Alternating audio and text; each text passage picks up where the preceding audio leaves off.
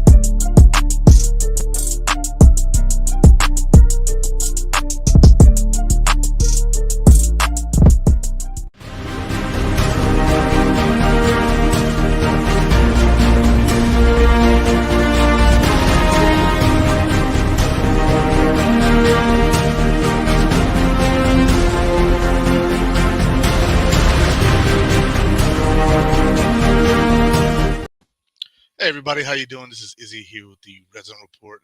I am here to go over the AFC East and where we're at and what the draft is going to look like because of where we're at as a conference, honestly. And it's pretty interesting as to how it's going to go down. But you know what? I'm excited about it. We have a pretty tough division now, and it's going to be really interesting as to how things shake up. And I'm just pulling up another page real quick so that way I'm prepared for when the time comes. But guys, this is going to be a very interesting offseason to say the least. We have a comment already. It is my man Kim Boomhauer. Happy Sunday, Izzy. Go Bills. Go Bills indeed, brother. Go Bills indeed. And so the Bills are going to end up drafting at 27 as of right now, unless something changes, unless, there's a trade forward or back. But we have three teams in the division, all of which who choose before us, from what I can tell. Let's take a look and see.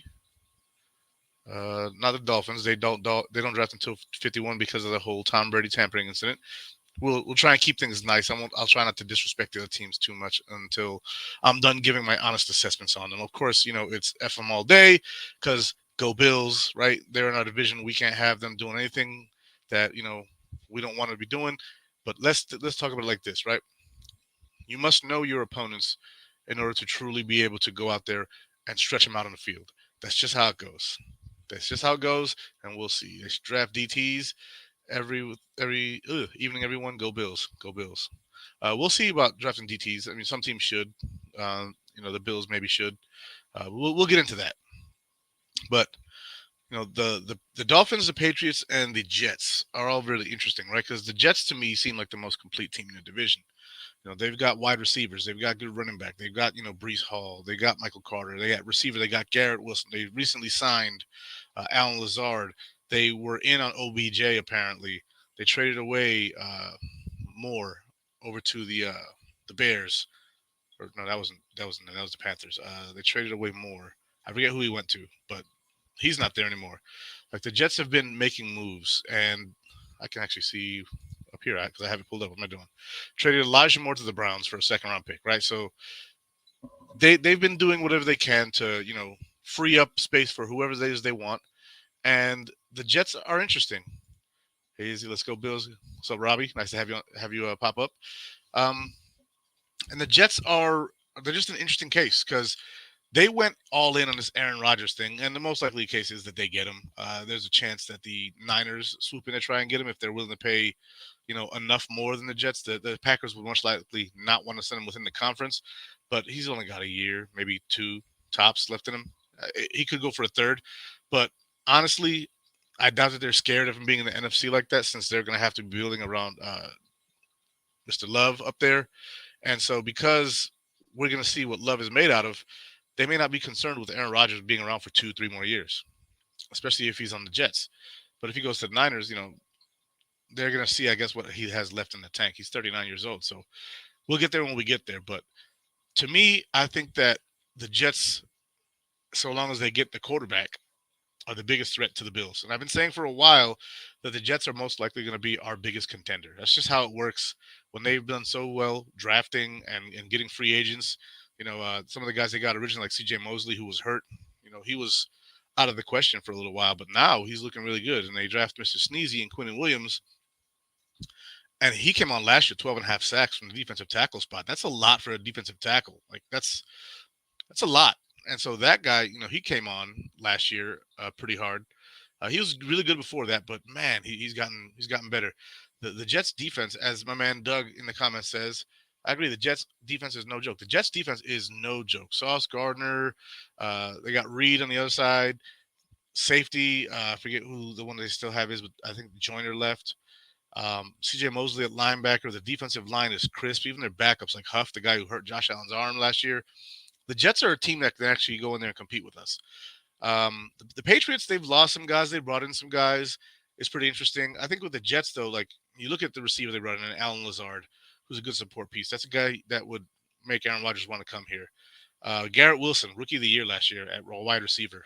Solid. They still have Corey Davis. They still have pieces on the offense, even though they dropped a couple guys. CJ Uzama at tight end. Zach Wilson couldn't really use him that well, and neither could White. But Aaron Rodgers has a freaking history of making tight ends look really, really good, like Robert Tonyan and Mercedes Lewis, who's like 58 years old, still playing over there and doing his thing. You know, so what's CJ Uzama going to look like with Aaron Rodgers throwing the ball? We don't know. It depends on what Aaron Rodgers shows up. But the Aaron Rodgers last year, in the beginning part of the year, didn't look so good. Two rookie wide receivers still not on the same page. He threw a little dirt on him a little bit, right? But they were rookies, and he was saying, there were a lot of rookie mistakes happening. We're not on the same page yet. And they eventually got there, and they almost made the playoffs after a very lackluster first 8-9 weeks of the season. Then there's this rumor that he wants to leave, and he talks about on the Pat McAfee show he wants to go to the Jets. So if he goes to the Jets, they are a real contender for at least a year or two. At least a year or two. Then they'll have to figure quarterback out, right? Is Zach Wilson going to be a guy who sits behind Aaron Rodgers, takes in the tutelage, and is able to grow from the bench? Or is the Jets' future going to be drafting someone?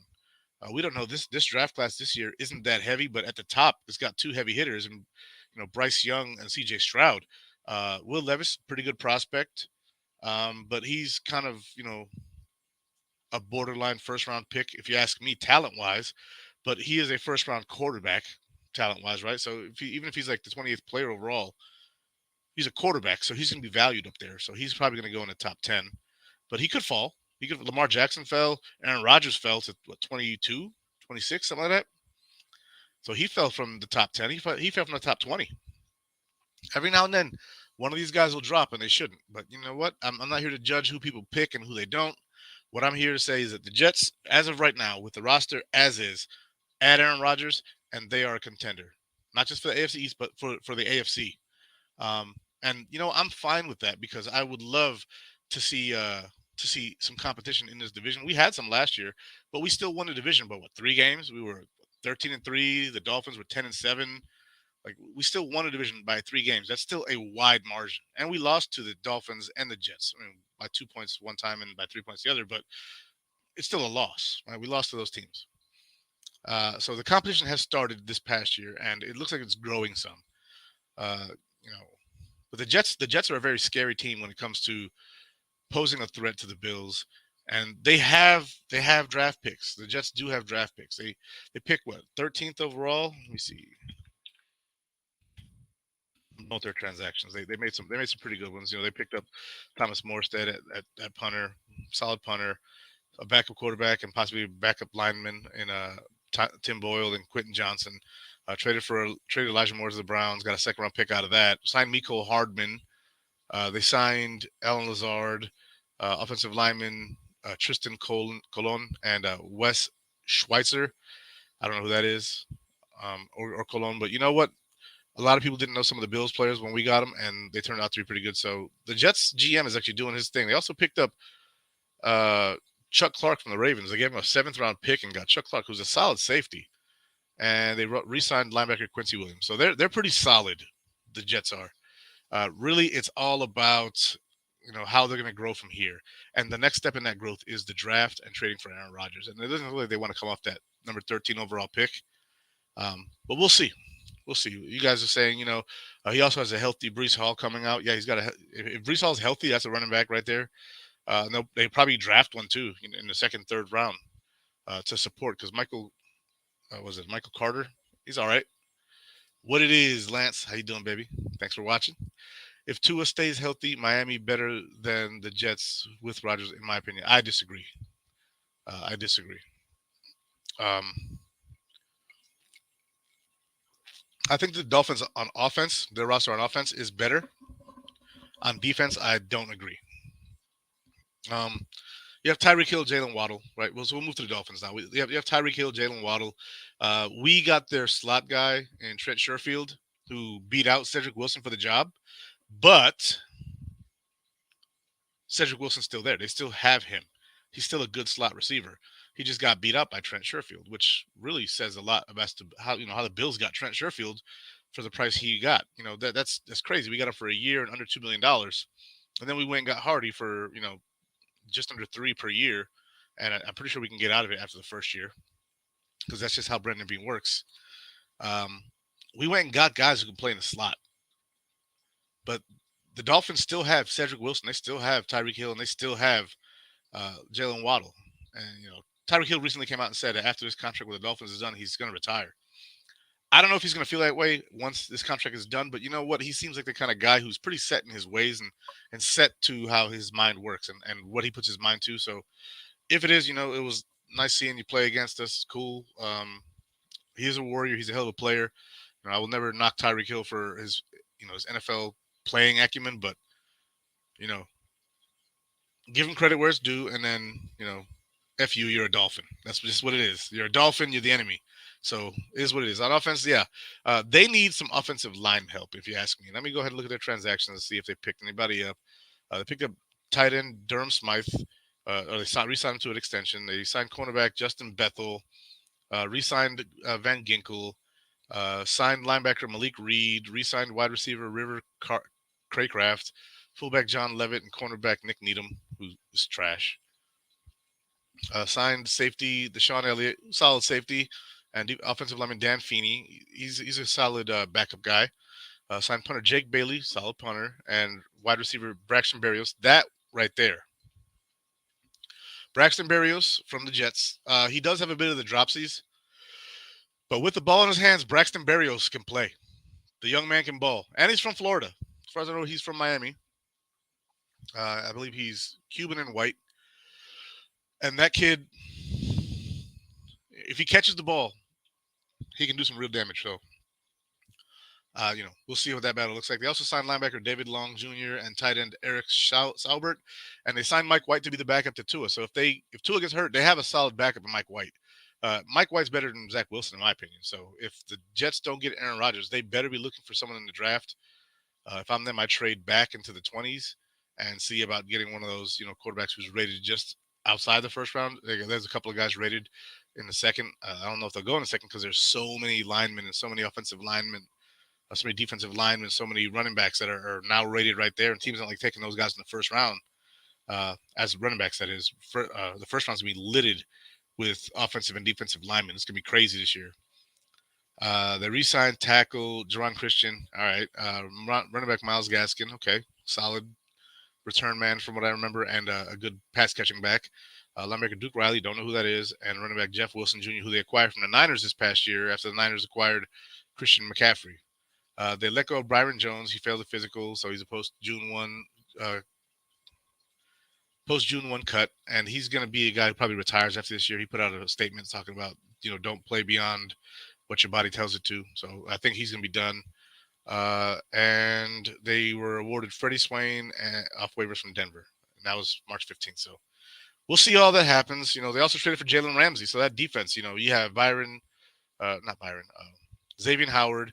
You have Jalen Ramsey. You've got Christian Wilkins on the defensive line. the grabber, as I call him. The Dolphins do have some work to do. They do have some work to do. I think that they could use a pass rusher. They lost Melvin Ingram. That offensive line is suspect as can be. That's why Tua got hurt so much last year, right? So they're going to be looking for offensive linemen probably in the second round of the draft. Um, they may look to trade up into the draft, depending, because they have the assets to move up into the draft. We'll see what happens there. But the Dolphins, they're kind of suspect to me. I don't really see the Dolphins as much of a threat as I do see the Jets. The Jets are just complete. Sauce Gardner, Reed, just stout, just stout. If I look at the roster, let's see. Roster position. We'll look at safety because I forgot who they have as safety. The Jets. We're going back just a little bit here. Tony Adams, Chuck Clark. Okay, so they dressed Chuck Clark there at safety. Ashton Davis, no solid safety. Will Parks, no solid safety. Jordan Whitehead. Yeah, so that safety, they're pretty set. The Jets are pretty set. They can pretty much do whatever they want in the draft, barring not getting Aaron Rodgers. Then they're going to have to sell some of that farm to go get a quarterback. And the Dolphins, let's see, by position. At cornerback, Jalen Ramsey and Xavier Howard. They brought back, they still have Igbenogany, who's trash, if you ask me. They have Needham that they brought back, solid player. But I believe he's a safety. They don't have him listed at corner here. So if we go to safety, they're rolling with, I believe they lost Eric Rowe as well. Let's see. Safety for the Dolphins. Where is it? There it is. Deshaun Elliott, Javon Holland, who was a damn good second-round pick. Good on them. Brandon Jones, Verone McKinney. And I know they have Nick Needham. So, good for them. Unless they cut Nick Needham. Was it? Yeah, re-signed Nick Needham. So he's back. The Dolphins in the secondary look solid. Like, they look solid in the secondary. It is what it is. Let's see. What up, Izzy? How you doing, Jacob? Off-field problems preventing me from giving Hill any credit or respect. The off-the-field problems I looked into, and I found them lacking much evidence or weight, especially once the audio actually came out, and the lady actually admitted that she had done a lot of that, and he really wasn't that liable for most of that. So I give and take on that, but I think he's on the field. He's just electric. And then see, Wilkins plays pocket pool in other people's pockets. That's correct. He's a grabber. I'll leave it at that. I won't say what kind of grabber, but we all know he's grabbing for Qs. But yeah, the Dolphins look set in their secondary. At linebacker, let's see how they doing at linebacker. They have Jerome Baker, solid linebacker. They have Bradley Chubb listed there, but we all know he's an edge rusher. Cameron Good, don't know him. David Long Jr. they signed, solid. Jalen Phillips is a pass rusher. Malik Reed, don't know who he is. Channing Tindall, don't know who he is. Van Ginkel, he's another pass rusher, situational type guy. They have solid linebackers, but they're like us. They need a guy in the middle. So they could be looking at the guys we're looking at, like a Jack Campbell or a Trenton Simpson or something like that. And they pick before our second pick. So we may need to move up in the second round or move back in the first and acquire more picks. Their draft status and what they need versus what we need are kind of similar. And then on offense, the Dolphins, let's see. Starts there. They have two fullbacks in England and Lovett. I will see who stays, who goes. Let's see. Guard, they have Lester Cotton. I don't know who that is. They have Liam Eichenberg, who graded really kind of rough last year. Dan Feeney, Robert Hunt, Austin Jackson, solid player. Nothing to write home about, but solid player.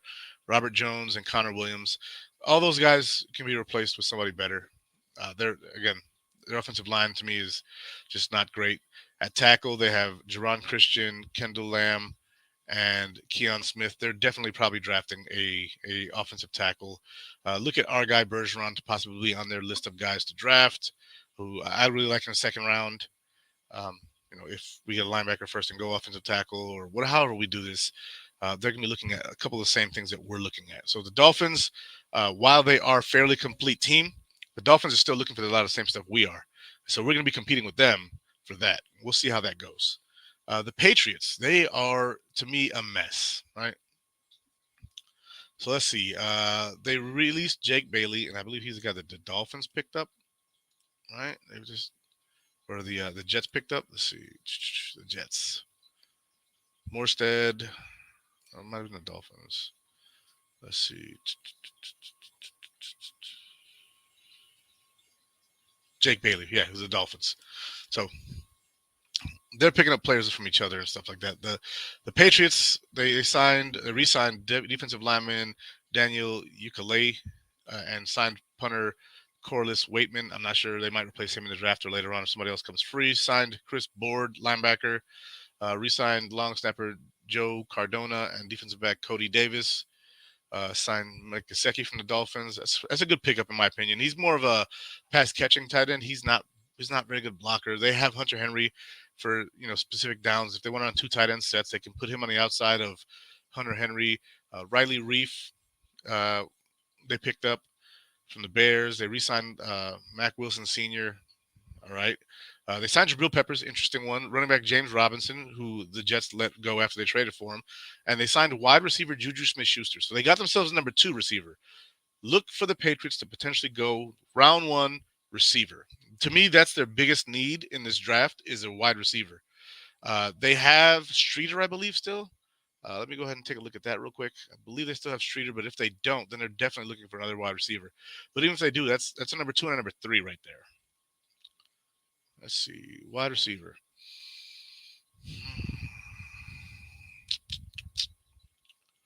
Wide receiver. Oh, Kendrick Bourne, not Streeter. My bad. Kendrick Bourne. So they have Kendrick Bourne, Lynn Bowden, Ty Montgomery. They have listed at wide receiver. We all know he's a running back, really. Trey Nixon, Devontae Parker. That's a good guy right there. If he can stay healthy. Matthew Slater, Juju Smith-Schuster, Tyquan Thornton, and Raleigh Webb. There's not a lot of star power there outside of Kendrick Bourne and Juju Smith-Schuster. I don't know why I thought Streeter. Maybe it's because of the 49er connection, and he also played for the Bills. But yeah, Tua needs a top-notch right tackle, left-handed QB and all. So that's very true. And I was talking about that a few months ago about with the Dolphins versus the other teams. Right? They signed this superstar left tackle in Teron Armstead, but they weren't thinking, right? Because your left tackle is supposed to guard your quarterback's blind side, but Tua's left-handed, so his blind side is the right. So you sign a left tackle to protect Tua from the side he can see. Right? That's as if the Bills were to get rid of Deion Dawkins and then get a right tackle who's outstanding, but leave Josh Allen's, blind side open and then giving protection on the right. No, I'll take Spencer Brown on the right with Deion on the left than a really good right tackle and a bad one on the left with Josh Allen. And with Tua, it's flipped. It's the reverse because Tua's left-handed. So he's looking to the left side of the field. If that guy comes free on that side, he can make a move. Tua's not like Joe Flacco, where there's a filing cabinet in the backfield. Tua can move. He's not the fastest or the most athletic, but he can move. And so you need your right tackle in that offense to really be outstanding, which is why I'm saying that they might be in on going after a Matthew Bergeron from Syracuse. Somebody who can get out there and protect that blind side and is naturally a right tackle. So you want to go after somebody like that to protect Tua Tagovailoa. They could probably use a guard as well. So expect them to be offensive line heavy in this draft, especially since they're pretty decent at other positions. And I expect them to go linebacker a little later in the draft. Maybe the kid from Tulane. And we're going to do a mock draft, and I'm going to draft for all 4 AFC East teams. So I've been doing these mock drafts, and I've been doing just the Bills. I'm going to select all 4 teams, and we're going to draft this draft as if we're all 4 teams, right? And we're going to do this honestly. We're not going to draft some crap players to those teams.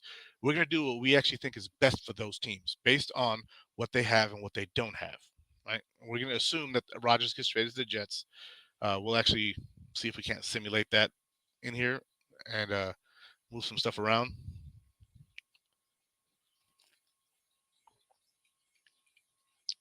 But yeah, we're gonna make it interesting. We're gonna make it interesting, and yeah. But the Patriots just they signed Trace McSorley as a backup, as a third string quarterback. He's probably a camp body. Probably end up on the practice squad behind um, Mac Jones, and I'm forgetting the other guy's name now. But I have the roster pulled up, so why the hell not? Look for it. Where are you? QB. Bailey Zappi. That's him. How do I forget his name? He's the guy who everybody thought was going to be the next coming to take over Mac Jones' job. Um, he might still. You never know. Like they brought in an offensive coordinator in Bill O'Brien. There was some controversy surrounding the whole Mac Jones calling Alabama to get advice from them to help him out because Bill Belichick thought he was Superman and decided to bring in two not offensive coordinators to be offensive coordinators in Joe Judge and Matt Patricia, who one was a defensive coordinator, the other one was a special teams coordinator. Both went on to be head coaches, failed at that, came back, and then all of a sudden they're both co-offensive coordinators, which is dumb. But you know what? Who am I to judge? I'm me. I'm a judge. I don't care. That was a dumb idea. Bill Belichick, without Tom Brady, you haven't been special. I'm sorry. You have not been a special coach, nor have you been a special general manager without Tom Brady. It's just what it is. And this is not me hating on the Patriots, but the reality is he's been pretty good without Tom Brady, but he's not been great without Tom Brady. He's not been an elite coach without Tom Brady. With Tom Brady, he was the best coach in the NFL. Without him, made the playoffs a couple times. That's about it. It's about it. And you know what? A lot of coaches have gone out there, made the playoffs a couple times, and then stunk up the joint. Look at Rex Ryan. He went to two AFC championships in a row, stunk up the joint, came to Buffalo, stunk up the joint, and no longer coaching. That's just how it is.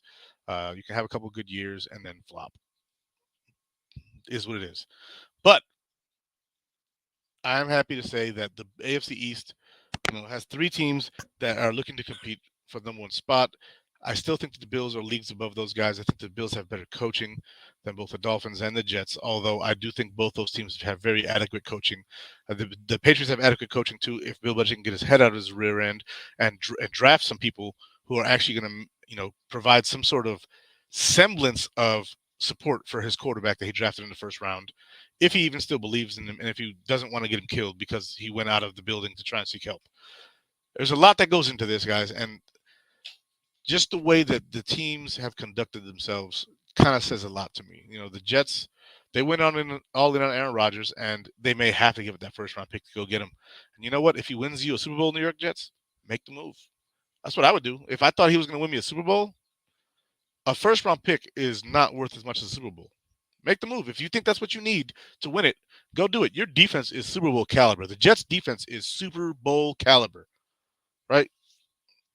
Their weapons on offense could also be Super Bowl caliber with Lazard and Wilson and Hall and Carter and Uzama and all the guys they got. Get your quarterback, get yourself another offensive lineman. You're good to go. You're good to go. The Jets are right there knocking on the door. They're the guys right behind us, if you ask me. In this division, they're the guys right behind us. And I already said this earlier, but I'm going to say it again. I'm going to say it a couple times in this freaking show. The Jets are the team to beat behind the Bills as of now. And depending on how this offseason and how this season goes, that could change. They could drop back behind the Dolphins. They could go ahead and get ahead of us if we have some sort of catastrophic injury or something like that, or if just the wrong guy gets hurt. It happens. But the Jets are ready to step forward. Robert Saleh is a better coach than I thought he was going to be. I thought he'd be a good coach, but good coaches have gone to the Jets and failed. That man is he's a motivator. He's a motivator. He's a good defensive mind. Hopefully he can get the offensive side right. He did sign Nathaniel Hackett to be his offensive coordinator. So if they don't get Aaron Rodgers, pardon my French, it could be a real shit show. It could turn into a shit show real quick on offense. And this past year it was a shit show, and they still managed to give teams headaches. They still managed to go out there and do some damage. They won 7 or 8 games, but they still did damage. People still were like, oh, we got to play that damn Jet defense. God, Lee, don't want to play the Jets. But you know what? That's just how it goes. Teams will suck for a while. Look at us. We sucked for 17 years. All of a sudden, make the playoffs. Fire everybody on the team. Draft the quarterback of the future. And As of right now, haven't looked back. The Jets have failed to do one thing and one thing only, and that's draft the quarterback of the future. That's it. That's what the Jets have failed to do. If Sam Darnold was a hit, well, I mean, Salah wouldn't be there. Previous head coach would still be there. But man, like this could look very different. This could look very, very different if Robert Salah was a head coach, or if Sam Darnold was the franchise quarterback they hoped him to be, or if Zach Wilson was the franchise quarterback they were hoping him to be. But it appears not. We'll see. Time will tell. It happens. But I'm actually pumped to see what goes on in this draft. And now we've talked about our three opponents. We'll talk about the Bills a little bit more, right? We brought in a couple of receivers. We brought in um, uh, freaking Hardy. We brought in Sherfield. We brought in from the Patriots running back. Man, why am I forgetting his name? From Alabama. Can't believe I'm forgetting his name. Damian Harris. Didn't have to get that far. Damian Harris. Brought in Damian Harris. We've brought in guys who are going to be on the cheap end, right? But still have through the roof potential. Right, Deontay Hardy, if he takes off, could be one of the best slots in the game. With his speed, his catching ability, and his ability to break away, that guy right there could be one of the best slot receivers in the NFL. Sherfield just proved that he can beat out Cedric Wilson for the slot receiver. We still have Khalil Shakir, who most Bills fans believe in. And that's pretty insane that they brought in these other guys to compete. But you know what? That's what the Bills do. They bring in competition. They don't just sit there on their laurels and say, you know what? We got a guy, and that's our guy. Trent Sherfield went out there, put up 30 catches, 417 yards, and 2 touchdowns last year as a slot guy. That's with Hill and Waddle on the outside, and with a revolving door at QB. Like this guy went out there and did his thing as a slot guy, and he still gave up some snaps to Cedric Wilson. Cedric Wilson didn't sit on the bench the whole year, but he did get beat out by Trent Sherfield. And I think Trent Sherfield is a better blocker and catcher of the football than Isaiah McKenzie. To me, that's an upgrade. Hardy, not as much of a blocker, but he's better catcher of the football, better route runner, better getting open, better at separating, getting open. Same thing. Better at getting away from defenders. That's Deontay Hardy. Another upgrade over Isaiah McKenzie, in my opinion. Khalil Shakir, he's taller. He's just as fast. He catches the ball better. He catches the ball in traffic. To me, that's an upgrade over Isaiah McKenzie as well. And I love Isaiah McKenzie. He's fun. He's a Bill. He's the gadget guy, kick return guy. Drop some balls over here and there and fumbles a bit. But Isaiah McKenzie was fun to have on the team. But we need somebody who's more than just fun. We need somebody who is effective at the job. And so, without further ado, we are going to move into doing this mock draft. Present. Share screen. We're going to use the PFF mock draft. I found out that they actually updated this. So you can actually have public versus PFF board. So we're going more with the public side versus the PFF side. And we are doing Patriots, the Dolphins, the Bills, and the New Jersey Jets. We're going to do all 7 rounds. And we are going to project what we believe is going to be the thing here. McKenzie put up better numbers than Sherfield last season, but QB plays a role in that. Exactly. And we had a revolving door at QB. Imagine Sherfield with Josh Allen instead of Tua and Teddy Bridgewater. Teddy Bridgewater stunk up the joint last year. He got signed this year, and good for him. I like Teddy Bridgewater. I don't think he fit that system. That system was not for him. He's more of a traditional drop back and pass quarterback. That McDaniels Shanahan system is more for West Coast style quarterbacks, and that's just not Teddy Bridgewater. He's not that guy. So the system and the backup quarterback just didn't fit. I think the Bills are going to be better with Kyle Allen as their backup than the Dolphins were with Teddy Bridgewater. Even though I think Teddy Bridgewater is a better quarterback and better passer, I think that the fit for Kyle Allen is going to be better in this scheme. I hope that makes sense. All right. So we're going to start the draft and see where this takes us. No trades this one. We might do a second one just to see. So start the draft machine. New York Jets on the board. The top two guys on the board for them are Quentin Johnson, Jackson Smith and Jigba, who they really don't need because they have receivers now. Kalijah Cansey is on the board. Dalton Kincaid at tight end. They could use a tight end. Deontay Banks at corner. They don't need a corner. Brian Branch at safety. Could be a potential pick there. Joey Porter Jr. Man, oh man, they got some good corners. But the pick for me for the Jets is Paris Johnson Jr. They need to protect their quarterback, especially especially if they don't get Aaron Rodgers and they have to trot out freaking Zach Wilson. They need to give him as much time as he can take. Mekhi Becton's basically done there. So that's where I go for the New York Jets is Paris Johnson Jr. Now on the board is the New England Patriots, and they need wide receiver help. That's okay. And to me, the number one wide receiver in this draft is Jackson Smith and Jigba over Quentin Johnson. Quentin Johnson's a good guy. He just doesn't have that breakaway speed, and he doesn't high point the ball. He's more of a body catcher.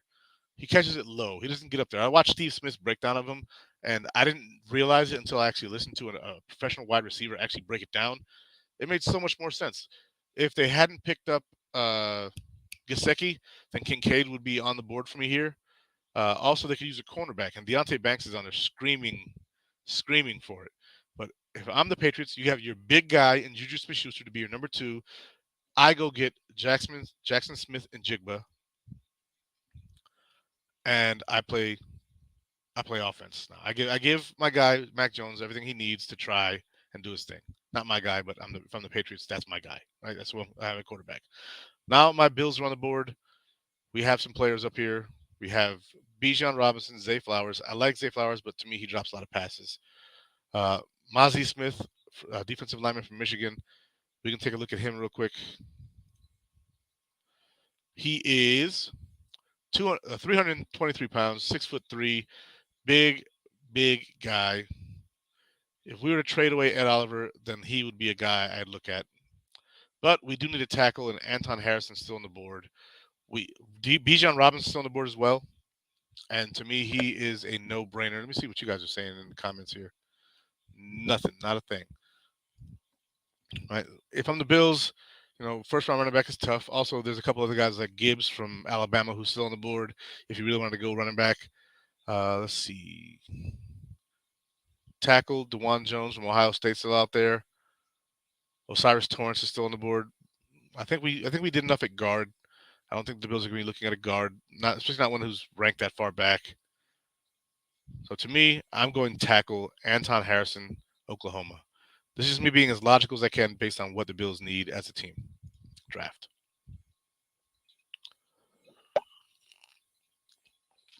New York Jets. Now, this is where it gets crazy, right? We can assume they got Rodgers or say they didn't get Rodgers. You have Tanner McKee on the board from Stanford. Let's look at his numbers real quick. Passing grade 75, intermediate grade 68, no pressure grade 84, deep grade 90.4. Right? So you have Lazard, who is a deep threat. You have Garrett Wilson, also pretty good. He's not very good under pressure, but you just drafted a tackle. Right? You just drafted a tackle. If you are absolutely positively done with Zach Wilson, this could be a guy you go for. Let's see what else on the board that they may need. It says they need a tackle and a linebacker. We already addressed tackle. They have a big guy at linebacker in C.J. Mosley. So they need their Matt Milano type guy. And Deion Henley may be the perfect guy for that role. So, overall grade pass rush, 75. Run defense, 68. Average depth of tackle, 3.5 yards. Coverage grade, 68.6. Let's see. First look. There's a second round grade on him. Henley was the type of acceleration that wins between the tackles. Sounds a lot like Matt Milano. Whether it's diving into the backfield or matching running backs in space, he can cover some ground. What's his role? Weak side linebacker, which is exactly what they need. If I'm the Jets, that's my pick right there. Taking Deion Henley, second round. The Jets pick back-to-back. Holy crap. Okay. So we've got tackle, we've got linebacker. There's tons of guys on the board. I think they could use another edge guy. Let me look at their edge roster real quick. Roster, position. D-line.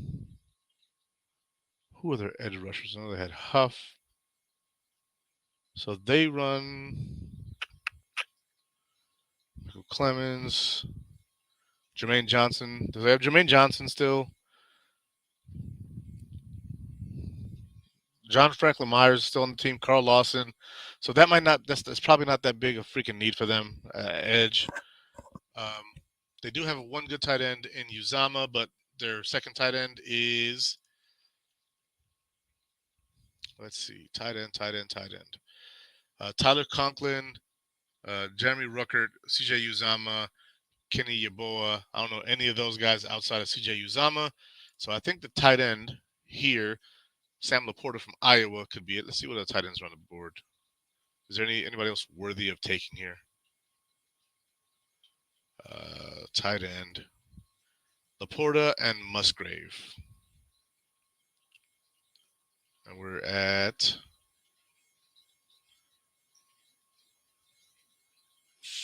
43. Yeah, that's a tough one. X that. Corner, no need. Quarterback, no need. Well, there is a need. So let's say I'm going to take the quarterback here, right? Let's say it cost the Jets a second-round pick to get Rodgers. We'll assume that this pick is Rodgers or a quarterback. So we're taking the quarterback. See any comments over here? Bijan or Mazi? I feel you, but the Bills have needs, and protecting Josh Allen is need number one. Number one priority, save the quarterback. Save the trees. Josh Allen is the tree. All right. So next on the board is the Patriots. Now, with them, we got the receiver. They also could use a linebacker, an edge rusher, a cornerback. They could also use a guard. Yeah, as far as I know, they lost a guard too, didn't they? They lost.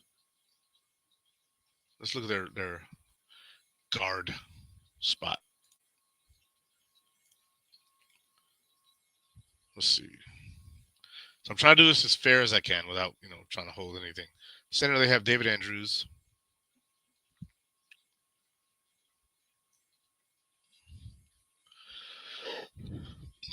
Trent Brown, Yannick Ajuste, James Ferentz, Jason Hines, Bill Murray. Oh, that's awesome. That's funny.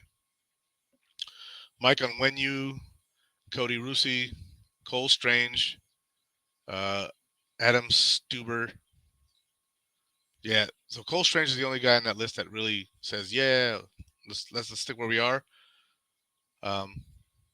They picked up a tight end in Gesicki. Let's see what they have at edge rusher. Linebacker Judon. So they have Judon. So they still have Uche. Yep, they still have Uche. It's not really a need there. I'd say corner and offensive line. So we're going to go with Emmanuel Forbes, Mississippi State. That's their guy right there. Go linebacker or DT round 2. Okay, so let's see what we have here when the Dolphins pick. They could use the edge rusher because, again, they lost Melvin Ingram. Let's see how he looks. Edge, first look, he is 6'3", 266. He's a big guy. 3-4 defensive end and 3 technique. So he's more of a down lineman. They just lost their tight end in Gesicki. Who is their tight end now? Durham Smythe isn't it. So they drafted Gesicki in the second round. They might be looking to replace him. You got to give Tua some weapons. I'm going Sam Laporta. Tight end, Iowa. And now the Bills are on the board. Most likely this is a linebacker. Let's see who's out there. Dorian Williams is out there. DeMarvion Overshown. That's not good. So we're going to go and get rid of that. And who's on the board total? Tui Polotu. Let's see how long he is. He's only 266. So he'd be an edge rusher for us most likely. What's his 3-4 defensive end, 3 technique? No, he's not going to be our guy. He's a 3-4 guy.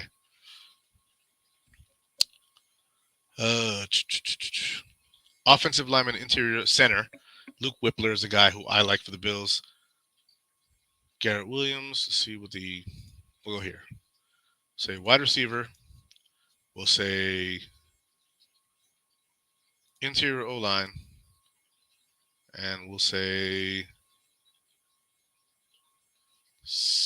D-line and safety. Okay, so my favorite guy here so far is Luke Whippler. Interior offensive lineman. Again, protect Josh Allen at all costs. If we lose Mitch Morse at any point in time this year, Bates is probably shifting in, and we're going to have to put Ike Bodker or someone at center. I shore up that bet now. He's the best guy on the board, and at that position, a position of need, Nathaniel Dell's a slot receiver, so I wouldn't go that way. So I'm going to go with Luke Whippler for the Bills. Best position on the board, and it's a position of need. This is Mitch Morse's last year, in my opinion. So the Patriots are now on the board. They have 2 good receivers, right? Who we drafted the first round for them? Drafted Jackson Smith and Jigba to go with Juju and Devontae Parker. So they're good there. Drafted a corner for them. To me, they're probably going running back. They just lost one. This is the 3rd round. They lost Damian Harris. They have Ramondre Stevenson still. So you can go there. You can go safety, like an Anthony Johnson Jr. here, which they did just lose Devin McCourty, so we're going to go that way. They're going to take Anthony Johnson Jr., safety from Iowa State.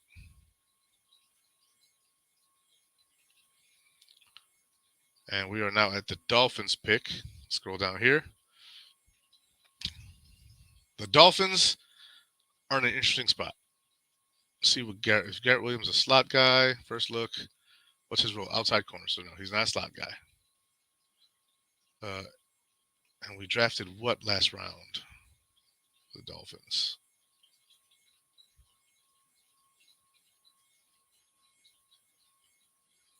Last Dolphins pick was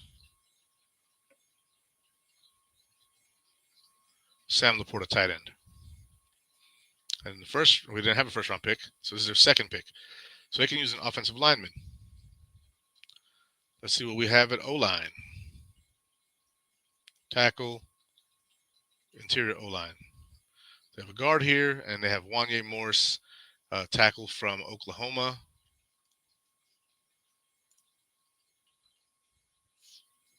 Awesome. Morris, proven NFL tackle. He has shown intriguing development. His career, he saw a blocking grade from 20.9 in his first year as a starter with Tennessee, 2019. Okay. So they can use a tackle to go on the right side. That's a good option right there. See, Sten is another guy. We're at 84. So with them, I'm going Wanye Morris. Tackle.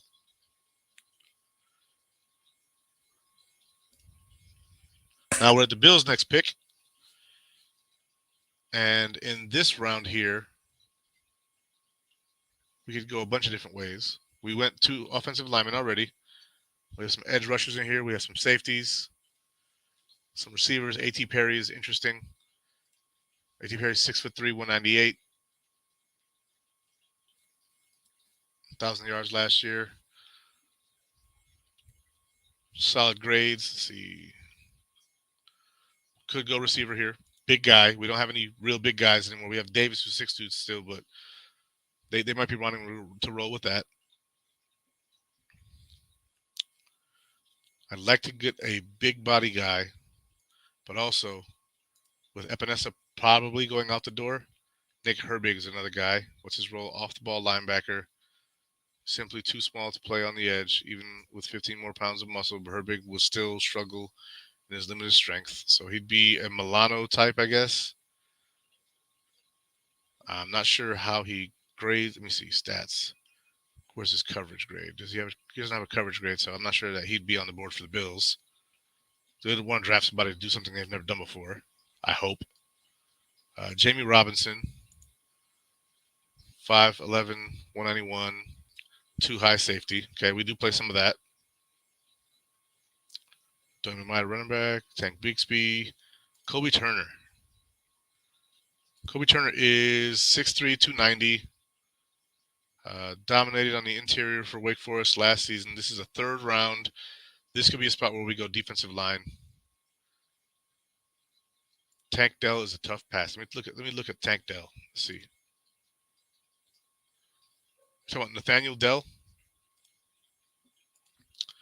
5'8", 165. Movable weapon. He sounds like Deontay Hardy. Sounds a lot like Deontay Hardy. Is it a second round grade? That is a hard pass. That is a hard pass. Jesus. Because you can move him around. He can play inside, outside. I know he's fast. Man. We already went center and tackle. Because I think most of us feel we're okay at guard now with Connor McGovern and Rick Bates. We'll go wide receiver. He's the best guy on the board. Second round pick in the third round at 91. Can't pass him up. Let's go. That's an A.T. Perry. I like the A.T. Perry thing, but to me it screams Gabe Davis. All right, so Patriots on the board now. We picked with them. Jesus, I should have wrote this stuff down.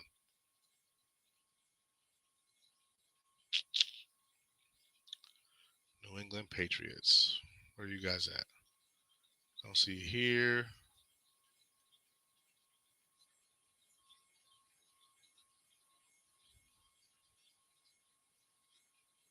Where are you at? Right there. Took a corner and a receiver. It appears they didn't have a third round pick.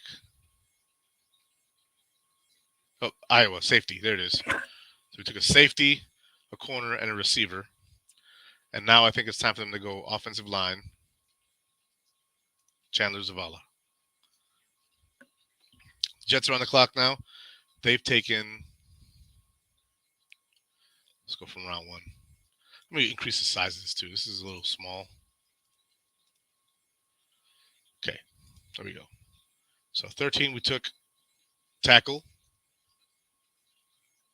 Round two, we took linebacker and quarterback. Round three, we don't have one. I think we traded away to the Packers. So a tackle, quarterback, and a linebacker. Yep. And so now we're here. Tackle, quarterback, linebacker. We have some edge rushers up on the board.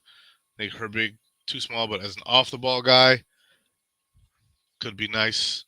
Isaiah McGuire, edge from Missouri. Running back, could be good. Tank Bigsby on the board. Kobe Turner, you could put him right next to Quinnen Williams. Let's see who they have a defensive tackle.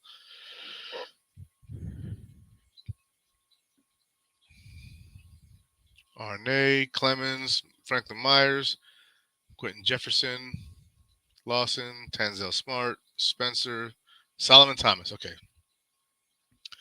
They have a solid guy there, but, some of these other guys, meh. And this is round 4. You also have Moro Ojomo, 6'3", 292, 3-4 defensive end. They do run a 3-4, I believe. So we're going to go with, this guy is Kobe Turner to the Jets. Patriots. Now it's their turn to do something that they always do. This guy screams Gerard Mayo to me. Not Gerard Mayo. Teddy Bruschi. Off-the-ball linebacker who rushed the passer a lot. Nick Herbig goes to the Patriots in the 4th round. Bills on the board. Well, this is Ed Oliver's last year, right? We have Ed Oliver. We have Daquan Jones. We have Jordan Phillips, and we have Tim Settle. And I think it may be time to add to that room. But with a linebacker like Dorian Williams on the board, 6'1", 228, he's a weak side linebacker. It feels like a Milano guy. It feels like drafting Terrell Bernard again. So I don't know. I don't know if I'd go that way. But tight end Luke Schoonmaker makes sense to me. To me, Luke Schoonmaker makes so much sense because it gives us another tight end. We don't have a number 2 tight end, really, in my opinion. We lost Tommy Sweeney. He went to the Giants, I believe. Pretty sure. Then we have Dawson Knox, and we have our guy Morris. 96 ranked overall, picking at 130, tight end, boom, help Josh Allen with another weapon. Also, he kind of screams, Dawson Knox type at me. 6'5", 251, close to Dawson Knox in size. Yeah, it screams that at me. Good for us. Patriots on the board. What did we pick last with them? Edge rusher. Okay. So they have Christian Barmore, and I think that they could use another guy, or they could be looking for their Matt Milano. Right? They don't really have a coverage linebacker. They actually use Kyle Duggar in that role. And if you want to free Kyle Duggar more as a linebacker or as a safety, you go after the linebacker you need. That's Dorian Williams to the Patriots. Buffalo Bills back on the board.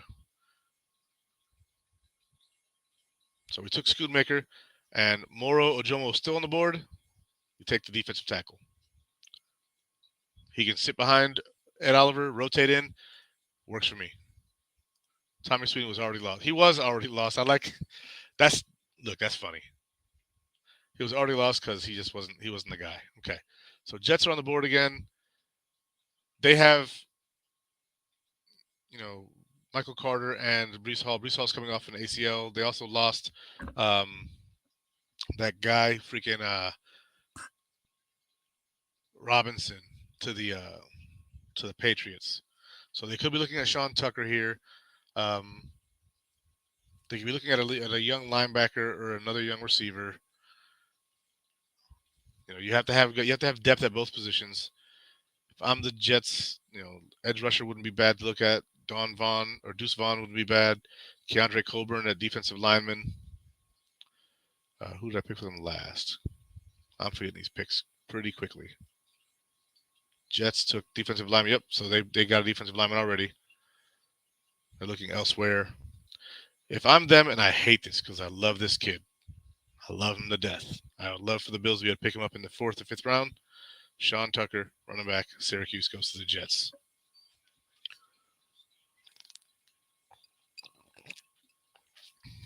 Next on the board, the Patriots. So we're talking about 6th round. Bill Belichick, again, he could use some corners. He's got corners on the board. He could probably use another edge rusher. If I'm him, he likes small school guys. I'm going with Jose Ramirez, Eastern Michigan. Boom. Now, it is the Patriots back on the board. Wow. Edge rusher still there. We have defensive lineman, Broderick Martin. Let's take a look at him real quick. First look. Martin is a poor man's Jordan Davis, and that he's towering 6'5", 337-pound nose tackle with uber long arms. He showed improvement as a bull rusher. That's a Bill Belichick guy right there. Boom. Patriots again. Golly. I'm getting all these guys who I would want. So you got Jabril Peppers. Again, they need corner help, so Starling Thomas, you're going to the Patriots. He likes small school guys later in the draft. Hell, he likes them early in the draft, damn it. Bill Belichick took freaking Cole Strange, round 1 from Charlotte. I live in North Carolina. Never heard of the guy. Dolphins on the board. Tight end O-line. Let's see what they have on the board. They have safeties. Who are their safeties?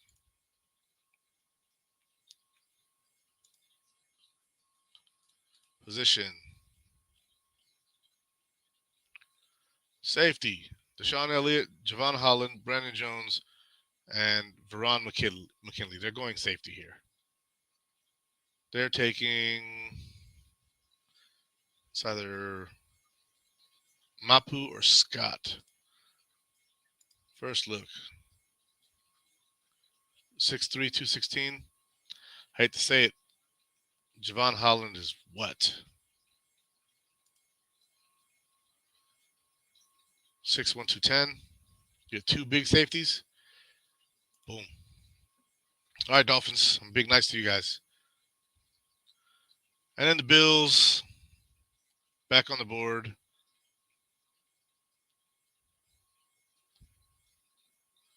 You know what? We have Tommy Doyle at tackle. It's a 6th round. Who cares? But the Bills need depth.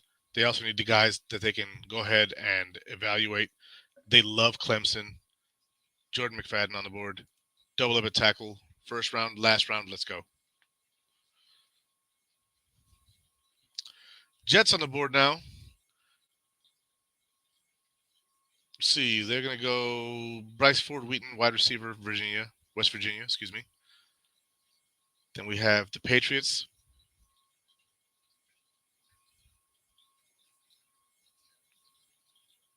So they have 2 quarterbacks on the roster. Could use another guy. They have 3, I think, now. Patriots. Let's see. They picked up one guy. What's his name? I forget his name.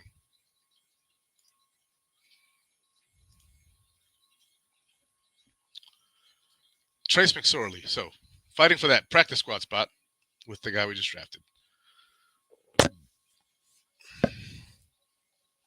Dolphins on the clock. They like their late round defensive lineman. We're going to go Jacob Slade. Before we do that, we'll look at his numbers first because we want to be stupid. Yep, 315. Stock up, guys, because you're going to have to come after Josh and Aaron Rodgers. Let's see what we got here. My first round mock. Okay, cool. I guess there's not going to be a grade on this, but I think I did pretty good, guys. What do you guys think? Bills draft nothing flashy.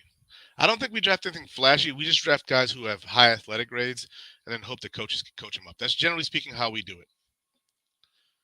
Generally speaking, that's how we do it. And I think that that's how the Bills will really look in the draft.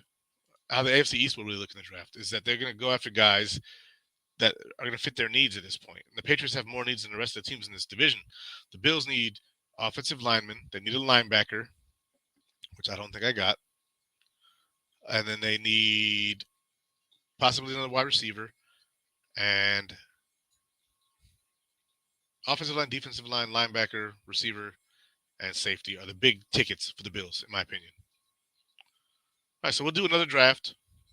But this one will just be the Bills, right? Because we're Bills fans here, and we want to see what the Bills can do. There will be trades, and I'm up for conversation, guys. You go ahead and jump in here and let me know what you think we should do. Okay? Did I do 7 rounds? 7 rounds. Let's go Bills. And draft for need. We're going to go 50-50 on this for teams. Well, I'd say 60-40. A little more than halfway. Care for positional value. To turn that up a little bit because teams do care about positional value. They don't like drafting running backs in the first round. That's obvious. Here we go. Let's make this a little more realistic, guys. All right, let's go. Pick 27. All right, so we have Kalijah Cansey on the board. Brian Breesy's on the board. What's this guy's size and stuff like that? He looks goofy. 6'5", 298. He's a versatile defensive tackle. We have, plenty of those. Former top recruit in 2020. Brees isn't your run-of-the-mill 300-pounder. He can really move and is even capable of playing outside the tackles. He came back from the ACL tear to earn a career high 82.0 pass rushing grade this past fall. So this guy would be like a Ed Oliver replacement, but somebody who's actually of size. I like that. So before I do that or anything like that, I would trade Ed Oliver. Right? So if I'm here, 27, and I'm looking for something, I would draft Brian Breesy. Kalijah Cansey I like, but he's not long. I thought he was long before. I don't know if I said it in one of my shows. I like Kalijah Cansey's ability. I like his strength, but he is Ed Oliver, if you ask me. His comparison is Ed Oliver. And we have Ed Oliver, and we can extend him. If you really want another Ed Oliver, you can draft him, but you're getting exactly that. You're getting another guy, Kalijah Cansey.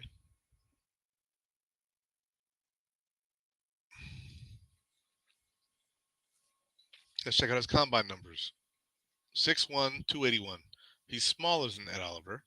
Ed Oliver, I believe, is 6'2", 287. Arm length, 30.58 for him.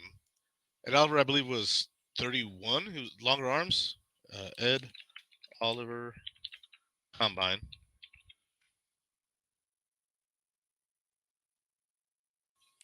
Let's go ahead and compare these two guys. Kalijah Cansey went to Pittsburgh. He's from Miami. He's a junior, 6'1", 281. Arm length, 30 inches, 30 and 5/8 inch arm length, and his hand size is 9 1/8.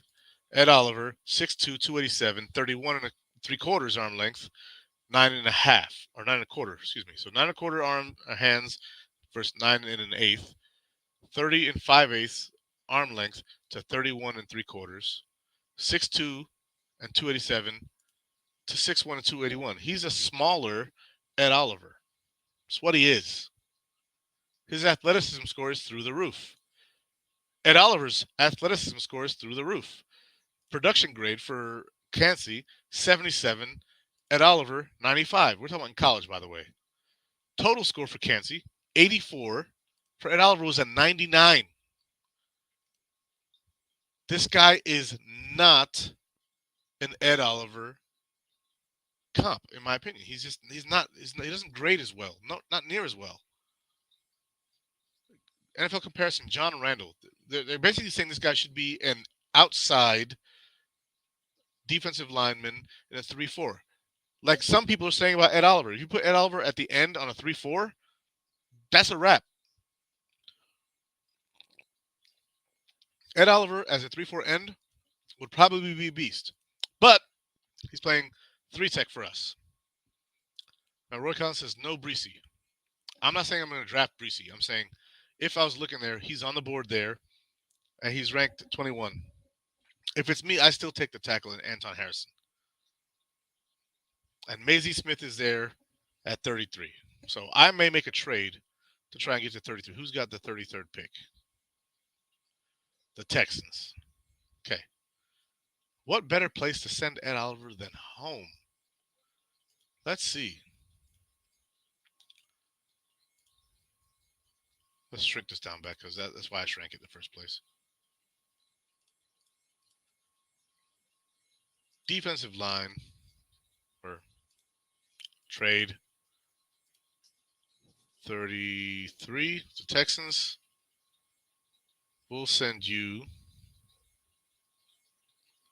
91, US 33, and we'll give you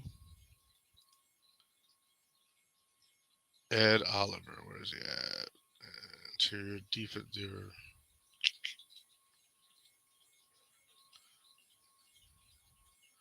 Am I missing something? Am I passing it up? D-line, Ed Oliver.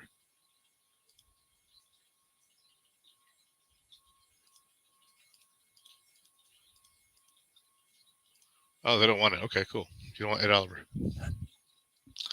That's fine.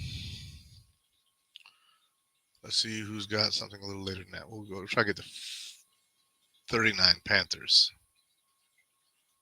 Give you Ed Oliver. That gets us there. Give you 91 and 137. I don't even know what they want. 39. Wow, they don't want Ed Oliver either.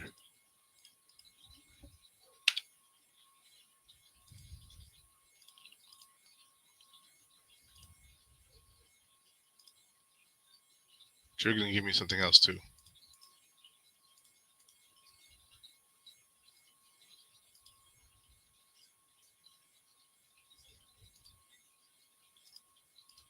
Yep. Okay, they're not playing around.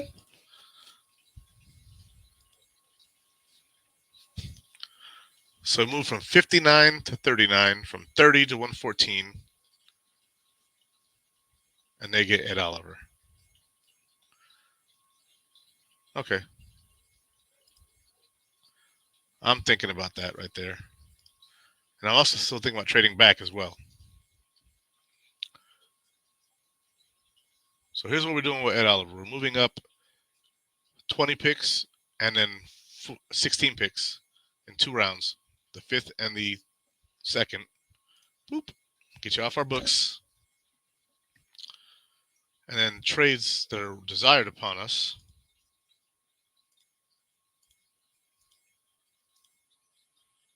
Who wants it? The Lions at 48. So we'll trade you 27. He was 48, 55.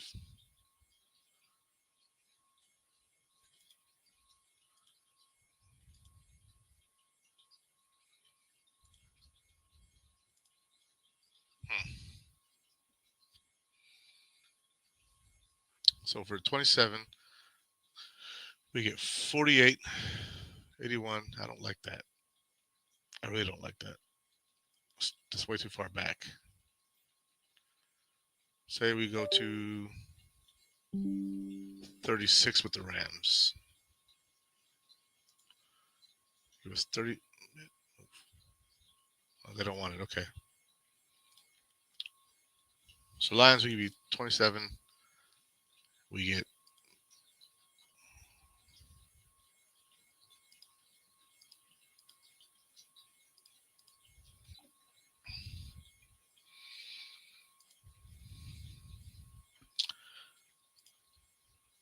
boom.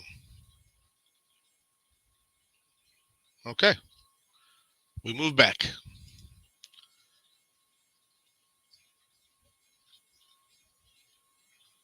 Too late. I already moved back that further than that. Right now we have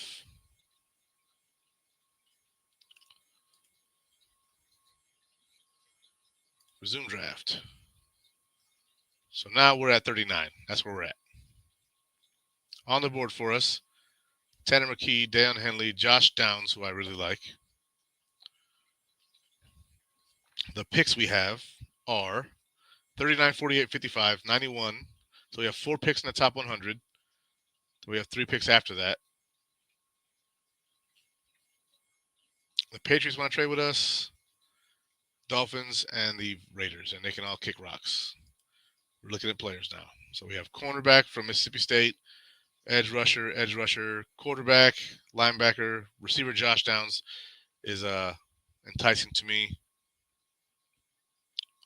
Jack Campbell is on the board right here at 39. That's the guy who I'm thinking right there. Is Jack Campbell. Jack Campbell is available. That's who I'm thinking right now. So if anybody else is thinking other than Jack Campbell, I don't know what to tell you because that's likely who I'm taking is Jack Campbell.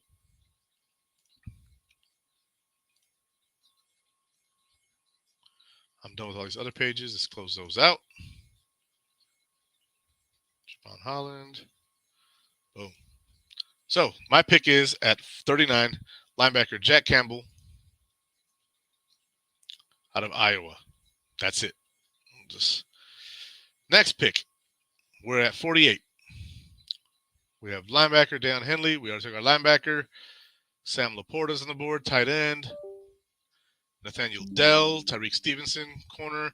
Steve Avila right here is the guy I'm thinking of. Get yourself another guard, interior offensive lineman, so that way when Mitch Morse does leave, right? So you can get a guy like Whippler who will then take over at center, right?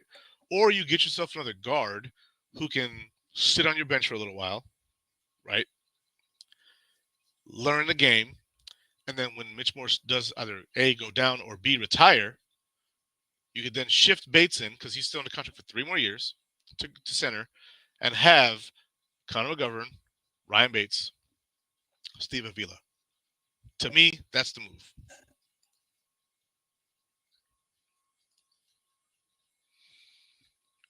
So now on the board, we still have Luke Whippler. So if we wanted to move on from Bates, if we didn't like him, which I think we do like him, I think he's fine. He's still on the board. Let's see if we have any tackles left on the board. Wanye Morris is still out there. He's a reach at this point. Interior offensive lineman Whippler's there. He's not a reach at this point, as is Chandler Zavala.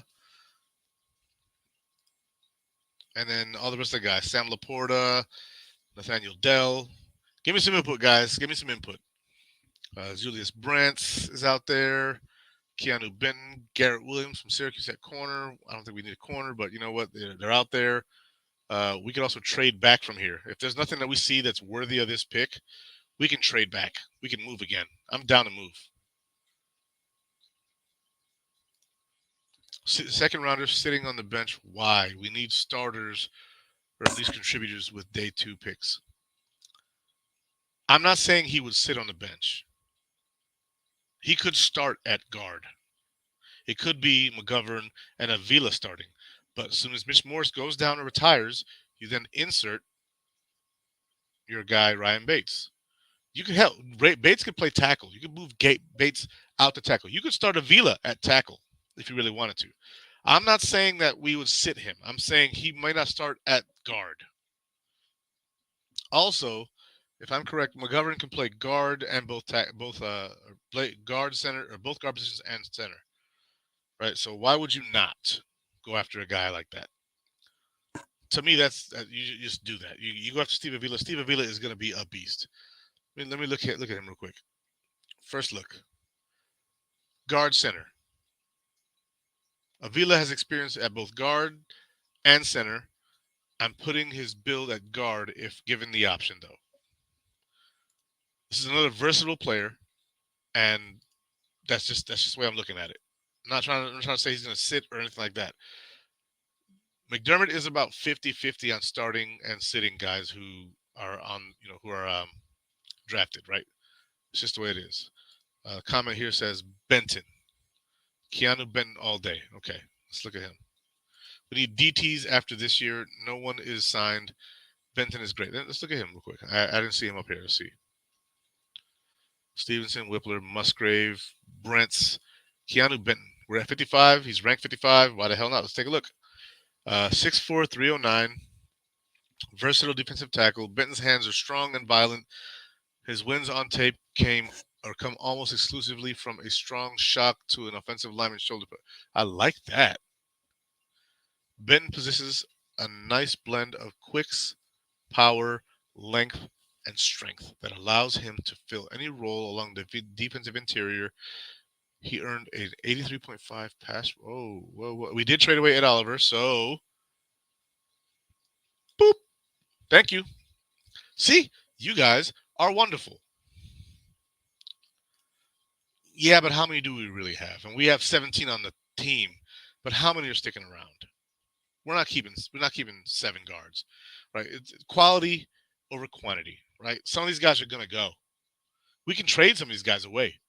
Get some 7th round picks, some draft capital that we can then again trade later to move up in the draft, in another draft, because we're consistently drafting late in the 1st and 2nd round, or any round really, right? So our draft picks are always late in rounds, as of late. So what do? You trade some of these bums away, some of these guys who aren't going to play, and then you stockpile those 6th and 7th round picks, those 5th, 6th, 7th round picks, and then when you want to move from say 30 to 25, you have picks. You have extra 5th, 6th, 7th round picks that you can move to get to where you want to go. I agreed and I took them. And if we get Benton, I'm pretty sure we could trade Oliver. You already traded him. I did. So you guys were right. Tanner McGee, BPA, LOL. Let's see what we got. Tanner McGee, quarterback. All right, let's go get him. Piss Josh off. I don't think it'll piss Josh off. I think Josh will be fine. But at this point, we have drafted a linebacker in Jack Campbell, right? At freaking 38. Jack Campbell. At 48, Steve Avila. And at 55, Kenu Benton. So we went offensive line, defensive line, linebacker, right? So still on the board, we have Nathaniel Dell, Michael Wilson from Stanford, who I like, 6'2", 213. Let's take this draft stock real quick. Let's take a look at that. Michael Wilson, Stanford.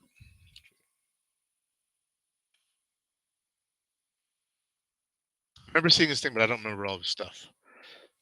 For some reason, the guy who's like a 6th round draft grade is stuck in my head in freaking Andre Yusovas, but it is what it is.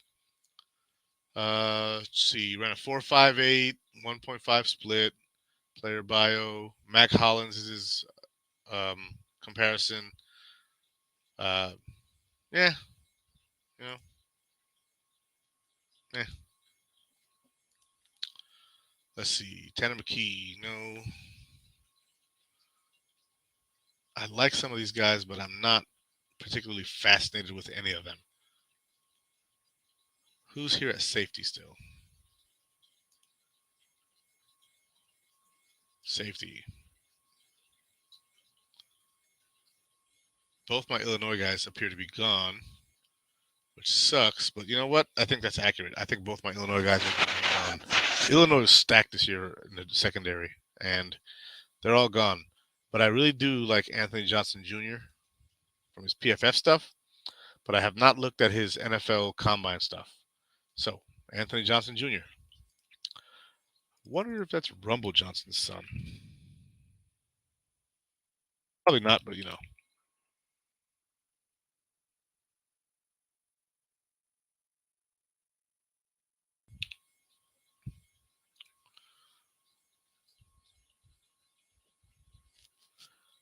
Iowa State from St. Petersburg, Florida, senior, 6 foot, 205, 31 and a quarter inch arms, 8 and 3/4 inch hands, production grade crap, athleticism score 68, 4.54.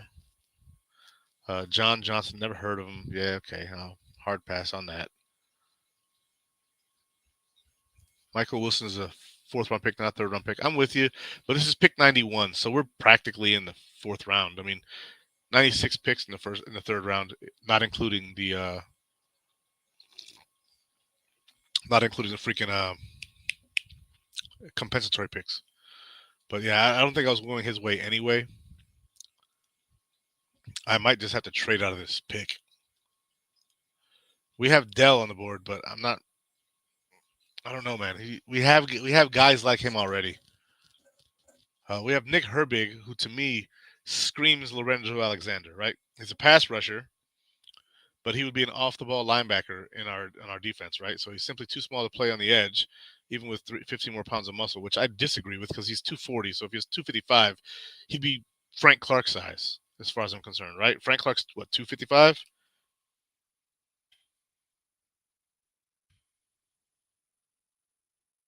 Frank Clark. Let's look at him.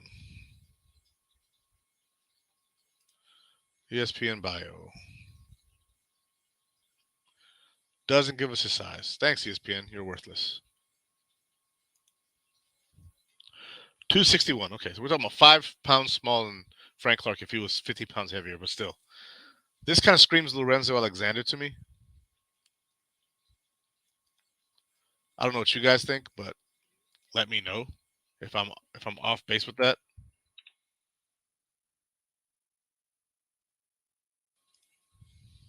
Let's see his comp and stuff. He's from Kauai, Hawaii. He's a junior, 6'2", 240. We're 4.65, 25 on the bench. It's a 3-4 outside linebacker, just like Lorenzo Alexander. He lacks in size. Yeah, to me, he screams Lorenzo Alexander. I don't know if you guys agree with that. Yeah, Von's only like 240, isn't he? 6'2", 240. I think that does sound like Von Miller. Von Miller is. I could be wrong. Von Miller, 6'2", 250. Okay, a little smaller than Von. I like Herbig. Let's take a look at tight ends. Okay, we'll look at tight ends. That's a good idea. So tight end, there's none even near where we're drafting. Looks like 91. I'm not seeing. Oh, Luke Schoonmaker. Okay, I like Schoonmaker. I just drafted him for us a minute ago, but I wouldn't be against it. Let's see what these trades look like. The Raiders at 100. I think Schoonmaker will still be on the board there. Think we should trade back? He is. He's 6'3", 230. That's what I just looked up. And Herbig is 6'2", 240. So not too far off. They're not. It's like a giant gap. But still, I wouldn't put him as an edge rusher. In my opinion, I would put him as that off-ball linebacker, like Lorenzo Alexander in our defense, where you're actually running a true 4-3 and you're blitzing. He would be my blitz package guy, and I would hope that he could be trained up somewhat to be able to, run some coverage, or at least give some sort of semblance of being able to get back if needed. But he would be mostly a blitz package guy, kind of like the Jets when they used Aaron Maben. That would be kind of similar to that. Laporta. Let's see, is Laporta still out there? I don't think he is, but let's take a look. Players, tight end. Schoonmaker's there. Davis Allen. The top guy is Schoonmaker. So Laporta's gone. The top picks at this spot would be a corner, edge rusher in I think Herbig, who I do like. I don't like Johnson and Michael Wilson because of their measurables. Xander Zavala, we already drafted an interior offensive lineman. Isaiah McGuire, Jamie Robinson. I haven't looked at his stuff yet. Let me go ahead and look at him real quick. Me llamo Jaime. And copy. Let's see what we got here. And here we go. Combine prospect. Size 5'11", 191. 4'5'9". What's his comparison? Demarius Randall. It's not a bad comparison. Plays with urgency, attacks seams and crevices as a run defender near the line. Can make cuts to match runners bouncing wide. Stalks the route with anticipatory movement. Breaks on the throw are synced to the quarterback's release. Drives through his targets to disrupt the catch. Rushes in for attacks versus quick game. Versatility to align as free safety or nickelback. I like that. Weaknesses: take sloppy angles as downhill run supporter. Will overstep positioning and lose his leverage. Length falls below the desired mark. Receivers can challenge him above the rim, and he fails to make up ground in a foot race. Yeah, we're talking about a fourth round safety though. Or actually, he's got a second or third round grade on him. What do you guys think? I'm not getting any feedback, guys. Jamie Robinson sounds pretty good.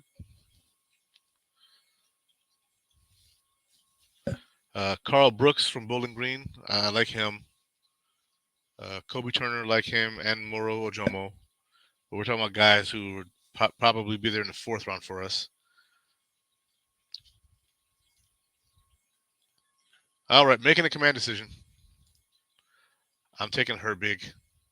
I think his upside is just too much. Like you have Milano at linebacker, and everybody else is kind of just there. You get Jack Campbell. I don't know, because we do have Terrell Bernard, who actually rushed the passer quite well in college. But is he going to be able to do that in the pros? That's the question. It's going to be a risk not taking this guy. Because our defense, even though even though Lorenzo Alexander was a 3-4 outside linebacker, technically 4-3 defensive end, in a 4-3 playing linebacker, our defense was just different. They were aggressive. They were attacking. And when we lost him, the Bills defense lost some semblance of personality, which really kind of got under my skin because the Bills were able to go out there and go after people. And Milano played so much better with somebody like that next to him. It's just, and so did Edmonds. Edmonds played so much better with Lorenzo Alexander here. And people are telling me that 2022 was Lorenzo's or Edmonds' best year. It wasn't. His best year was his rookie year when he had Lorenzo Alexander there. And now he's gone, and Edmonds is gone too. It's like, wow, okay. So now we're looking to replace Edmonds with somebody who has better instincts, which Jack Campbell does.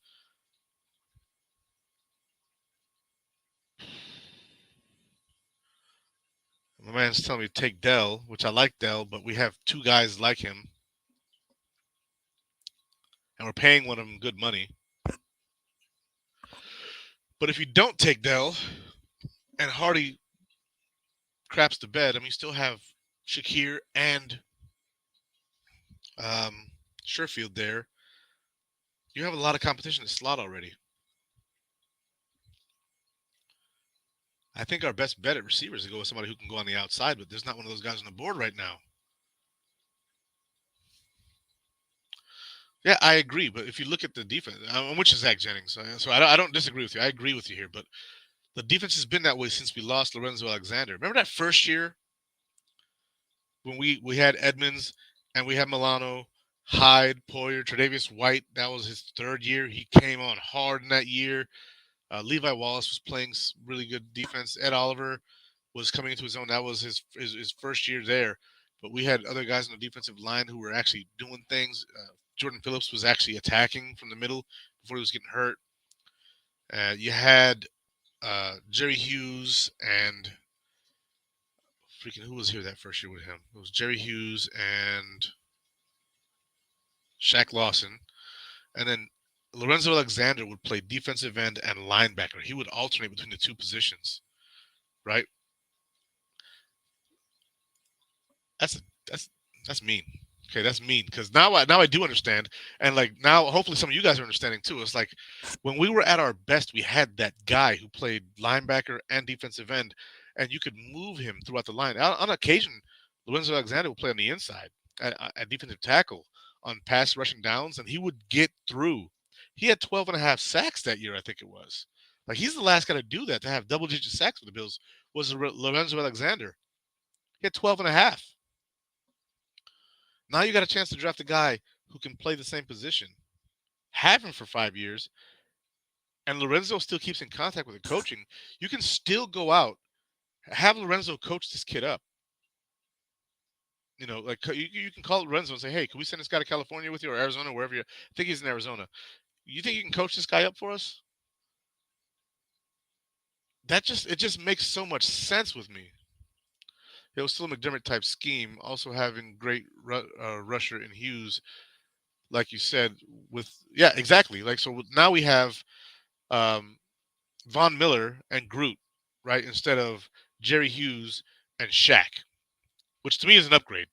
Von Miller better than Jerry Hughes, and Gregory Rousseau better than Shaq at rushing the passer. Then you add Lorenzo Alexander, who his job at that spot was either pass rushing on a blitz or run defending. To me, this is the guy. We don't have anything at tight end right now. Laporta's gone, and at tight end right now, it is all the way down here. It's Schoonmaker from Michigan, who I like, but I think I might be able to get him in the next round. I have the 114th pick. I think he'll still be there. But there's no way in hell that Herbig, ranked 57, who's here at 91, is going to be there. And I'm at odds with myself because I can go get Tank Dell, but at the same time, I already have guys who are just like Tank Dell in Hardy, and then I have two other guys who are competing for that slot spot. Do I want to make that a four? Do I want to make that a four-man battle? I don't know if I really do because I have three guys already there. Right, then on the outside, I got Diggs, I got Davis. Shakir can play both inside and out. Sherfield can play both inside and out. Hardy is strictly inside.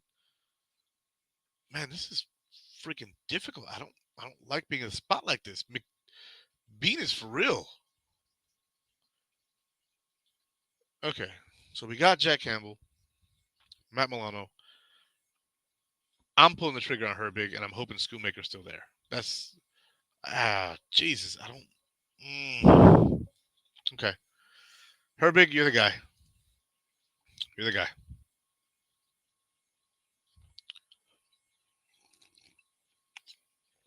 Let's see who's still on the board. Is tight end Schoonmaker still on the board? He is now tight end. Let's go. Dude, you have no idea how hard I was racking my brain on that. Like, I'm really sitting here like, if I'm Bean and McDermott, what the hell am I doing? Do I do this? Wow, I got both guys though. Get Herbig. We also need edge. That isn't McDee's prototypical strong bull rush guy. It's true. He's not a typical guy like that, but I think he plays multiple roles in this defense. And we don't have that multiple role guy. We don't have the guy who does offensive or defensive line and linebacker. We have nobody who does both safety and corner yet. Christian Benford might be that guy going forward, but he's not yet. 1 second.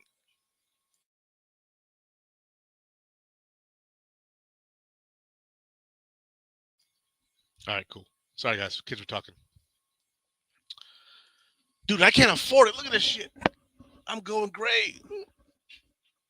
I got 4 kids, 4 dogs, and a wife. And a crazy life. Man, oh man, that junk was crazy. This is where you look out for one tech. You're probably right. Okay, so let's see what we got here. Do we have a big fat bastard eats blocks? That's what we're looking for. Let's see. I mean, we could probably use another 3 tech, honestly, because we just traded Ed Oliver and we got another 1 tech, but or another 3 tech, but Keandre Coburn. Ooh. He's from LA, 4th round grade, 6'2", 332. Big boy. Okay. All right, big man, I see you. Coburn is built low to the earth and uses that to his advantage. It doesn't take too much for him to get underneath the center's pads. You're not putting 6'2", 344-pounder anywhere else on a defensive line other than nose tackle, so 1 tech. He's likely a 2-down player at the next level. Okay, so he would be splitting time again with Daquan Jones. And he can improve in consistency. Let's look at him, his NFL draft grade. Copy.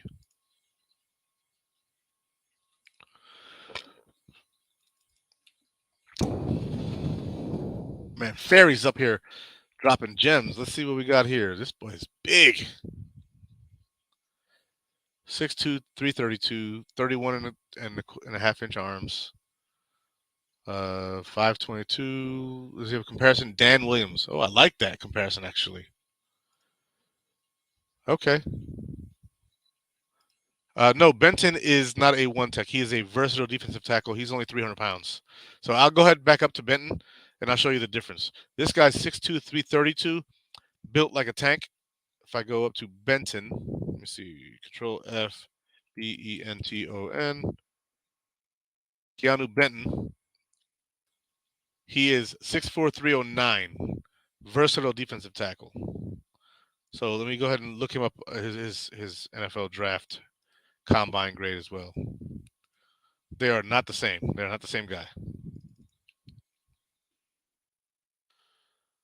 And I will again read it to you guys because this is what I'm doing. Keanu Benton, 6'4", 309, 33 and 7/8 inch arms, 9 and 3/4 inch hands. He ran a 5.08 and 1.79 10-yard split, 25 reps on the bench. Powerful interior defensive lineman with size and persistence. However, he needs to play with consistent explosiveness early in the rep. Full-time starter for most of 4 seasons. Okay, that's what he did in college. Stout frame with proportional thickness and excellent length.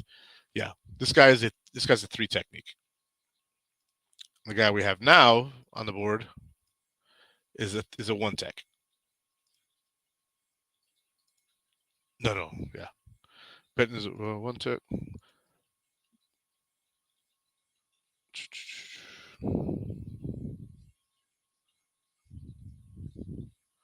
You need a big guy taking up 2 targets. Exactly. That's what Keanu would be here, or not Keanu.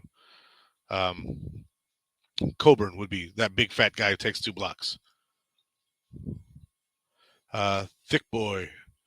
Correct. Yep. Okay. So we have a true 3 tech here in Keandre Coburn at defensive line. On the board left, Anthony Johnson. Not a big fan. Dorian Williams already took 2 guys who played linebacker. Corey Trice, meh. Sean Tucker, running back at Syracuse, interesting. Ronnie Hickman at safety, also very interesting. So Sean Tucker, most of us Bills fans are probably somewhat, familiar. Ronnie Hickman, no, not that. We're looking at.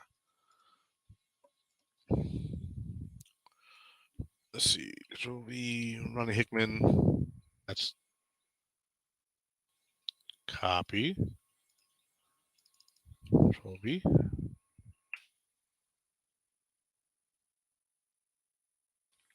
I'm breaking down his NFL stuff.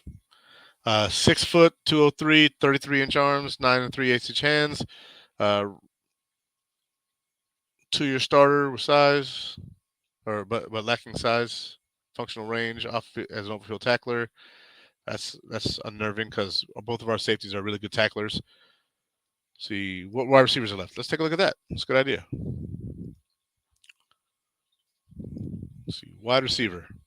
Jalen Moreno Cropper is the number 1 guy. Bryce Ford Wheaton still on the board. Dontavion Wicks, Charlie Jones, Raheem Garrett, Ronnie Bell, Dante Demas, Jake Bobo. Josephus is being taken way up. No, here he is. Wow, they have him down there. I actually like Josephus a lot. That's my guy. So these are the top 3 receivers left on the board. And see, Jalen Marino from Fresno State, 5'11", 172. Marino is one of the craftier route runners in the draft class. He just doesn't quite have the size to feel good about how he'll translate to the NFL at 172. All right, I don't like that assessment there of him. And what I'm saying about I don't like about that assessment is that they have 3 guys in the first round who are in the 170s. Like Zay Flowers is in the 170s, and so is Jackson Smith and Jigba. So how is their size not hindering them, but this guy's is? I don't get it. Wide receiver are not good this deep in the class. At this point, is 1 tech, maybe a fullback or a running back. They all too raw. Bryce Ford. This guy's saying Bryce Ford. Where's Bryce Ford? Bryce Ford Wheaton. Let's take a look at him. He is 6'4", 221. God damn, that's a tall drink of water. Okay. Okay, let's pull his NFL combine up. How he performed. Sure, if he was really that fast, he'd probably be higher up, but never know. So 6'4", 221, athleticism score 88. So I'm wrong there. His production score in college wasn't that great, but he went to West Virginia. So and he's from Fuquay Arena, North Carolina. That's right up the road from me. I live 40 minutes from there. Okay. 4.38 speed. Holy. Okay. I might stand corrected. Strengths. Big frame with plus wingspan. Good physicality at the top of the route. Uses frame to shield and catch through contact.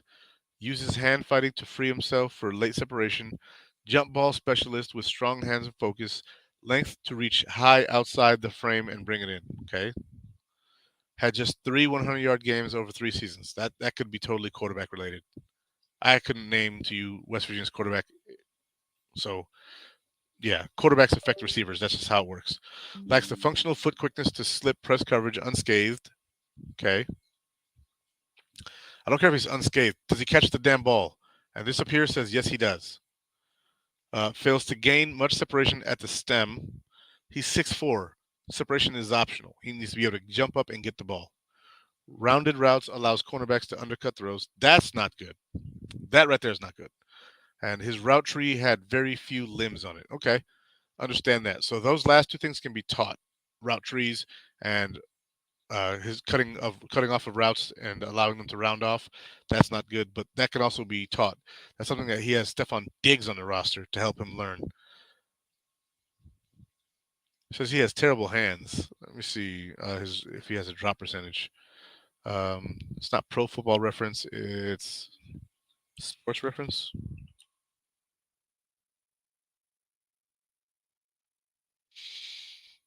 Let's see. College football. Paste.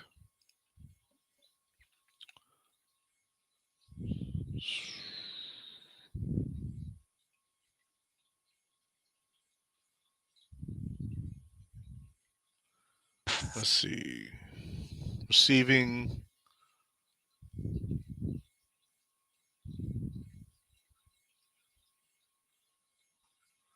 This is really not that detailed. It's not as detailed as okay.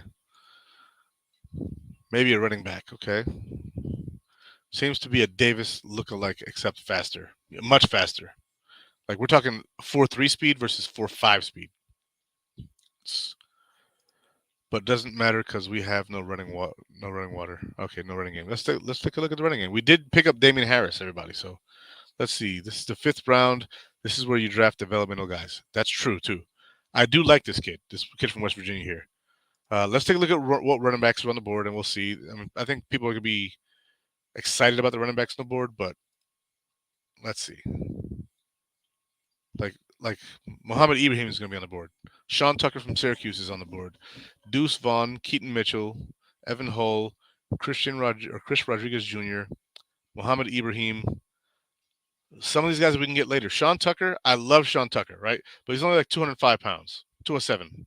He's 5'9", 207. So he's built like a Devin Singletary, right? But he's faster, from what I understand, and quite a bit faster.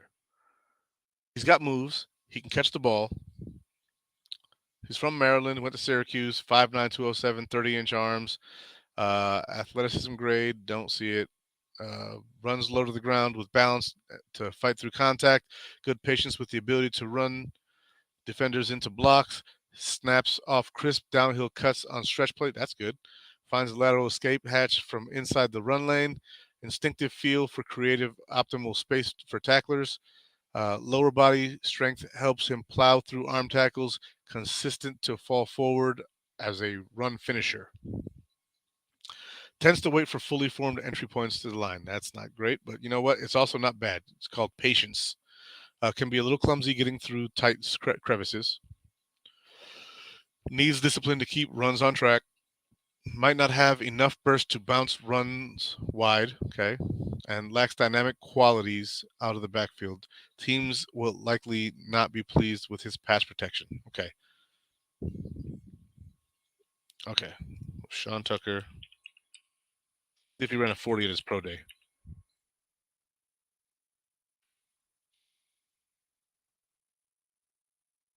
Whoa. So he's saying he has 4.2 speed.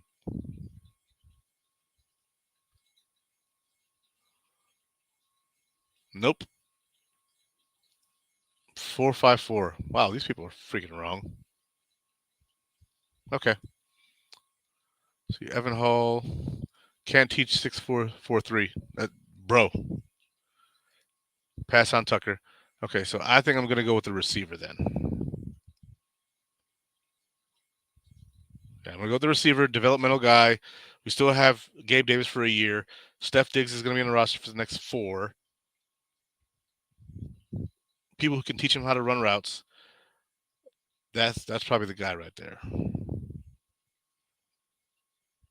We got some tight ends on the board. We just drafted one, though.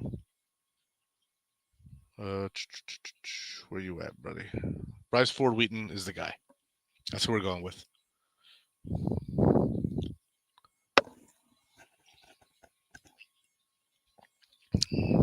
Me personally, I wouldn't necessarily pass on Tucker, but I like Tucker. But I would pass on him because we have two guys on the team just like him in Hines and Cook. So you'd be putting another one of those guys in there with Damian Harris.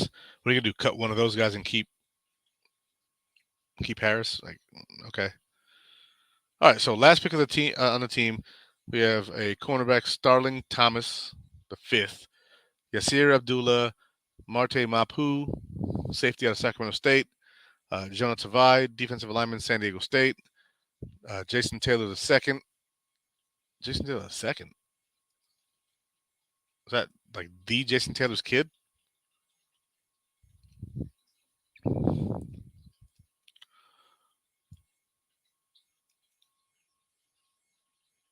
Let's see. Copy. Let's look him up real quick. Control V. Boom.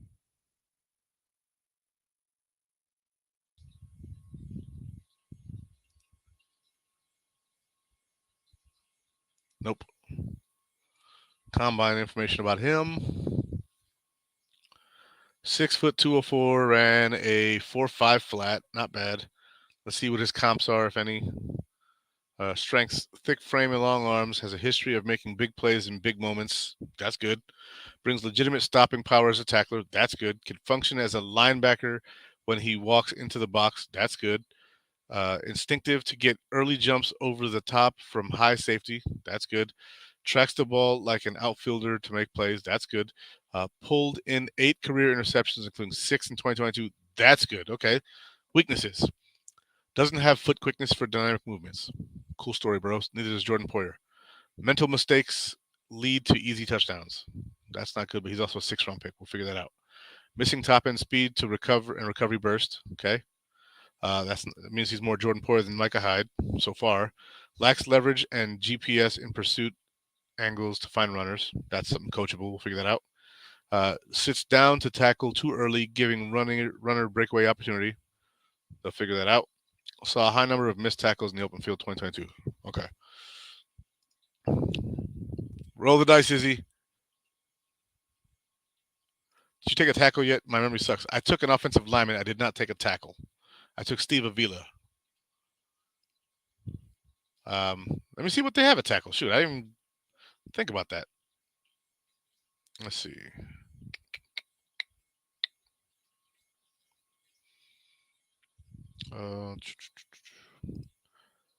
It's also like the 6th round, so tackles were kind of whatever. Asim Richards from North Carolina still on the board. Trevor Reed, Jake Witt. These late round tackles, I don't know much about, honestly. But Jason Taylor II really made a lot of sense to me. And I think I'm going to roll the dice with him. You know, Micah Hyde was a 5th-round pick, and Jordan Poyer was a 7th-round pick. So I can take one in the 6th. Boop. There we go. Let's see what we got.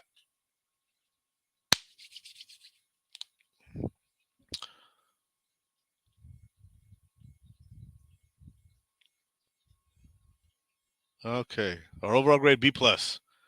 They gave me a C+ for Jack Campbell. Kiss my... Okay. Steve Avila. Keanu Benton. Nick Herbig. Schoolmaker. Bryce Ford Wheaton. How did I get a D+? He was like 3 picks. Okay. Whatever. And an A+ for Jason Taylor II. B+ overall. Hamlin was a 7th-round pick, believe it or not. Yeah, he was a 7th-round pick. And yeah, they signed 3 guards. McGovern's the only one of worth. He's the only one of value. He's the only one that's really worth thinking about. They brought back Ike Bucker. Cool. I would rather take Steve Avila in the 2nd round, who is very highly regarded. I'll go ahead and close that draft machine real quick, and I'll show you Steve Avila real quick.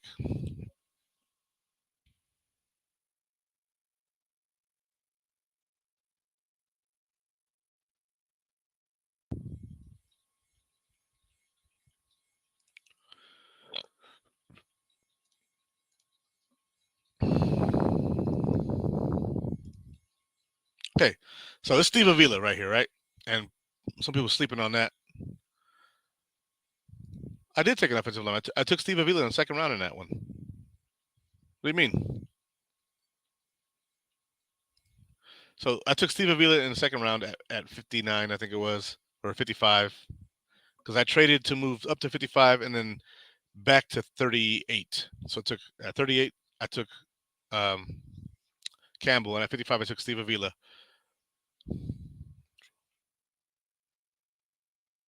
Lost that draft. Okay, it's gone. Don't worry about it.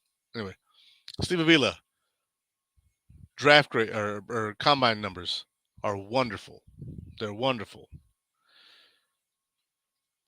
Chris Kimawatu is his pro comp. Strengths: team captain, full season of starting experience at both center and left guard. Frame is dense and capable of absorbing contact. Plays with good flexion and body control for a man his size. Able to snap hips into initial block fits. Seal blocks create sturdy wall for A-gap run tunnels. Pass sets tend to be balanced and firm throughout the rep. Lateral slides to mirror and defend his edges.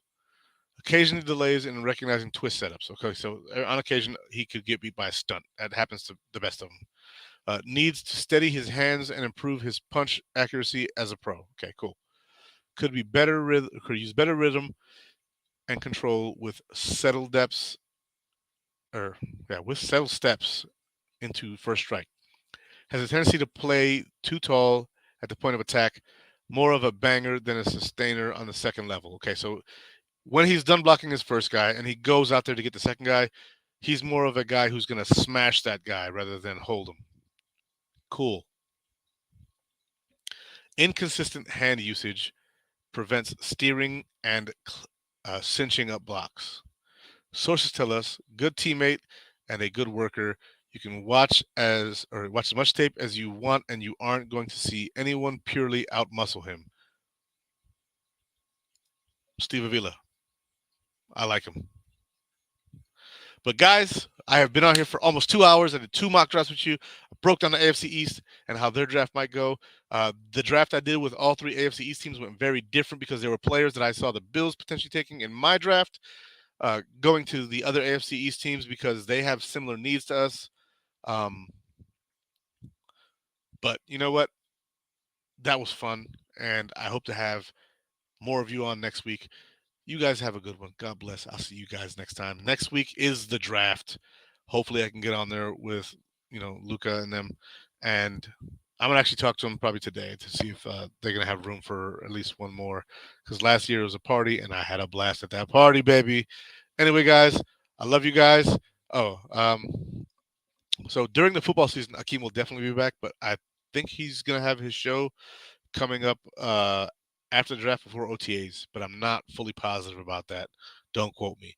But Built in Buffalo is bringing back Akeem and Dave are going to be doing shows again, definitely during the season, but I'm not exactly positive when they will be starting. I know that the Redzone Report after this season, the Redzone Report will be not after the season, but after this off season, when the regular season starts, the Redzone Report will be the official Sunday post game show for the Buffalo Bills on the Built in Buffalo Network. That's going to be that. And then on weekends where we don't play on Sunday, where we play on Monday night or Thursday night, this will just be a show where I kind of update everybody on how the league is going, right? How the AFC East is going, how the conference is going, where we stand in both of those, and where our Super Bowl chances look. I'll be breaking down everything that affects us outside of us on those days where we don't play on Sunday. And on days where we do play on Sunday, the Redzone Report will not be at 7 o'clock unless our game ends that late, which is not likely. Like most likely our games are going to end at 4:30. If it's 1 o'clock game at like 8, if it's a 4:30 game, so on and so forth. So this show will be fluid during the regular season, and Akeem will be co-starring with me to cover the post games. This past year, I was doing post games on my own, and we had a good time. But I think post games are better when you have somebody to bounce ideas off of. During the off season, it's my show, and during the regular season, I will have Akeem here with me, and that's my guy anyway. So, guys, it has been real. Love you guys for being here with me. Thank you for all the comments, for all the support. You guys are wonderful. You really, really, really make my day, and I appreciate it, especially on a weekend like this. Is my 3-day weekend. Yesterday, spent time with my kids and my family, all at Busch Gardens in Virginia. Rode on some rides, hit the Griffin, hit all kind of roller coasters, and just enjoyed ourselves. We got here late last night, and I got here and prepared for my show. God bless you, and go Bills. Enjoy the rest of your weekend.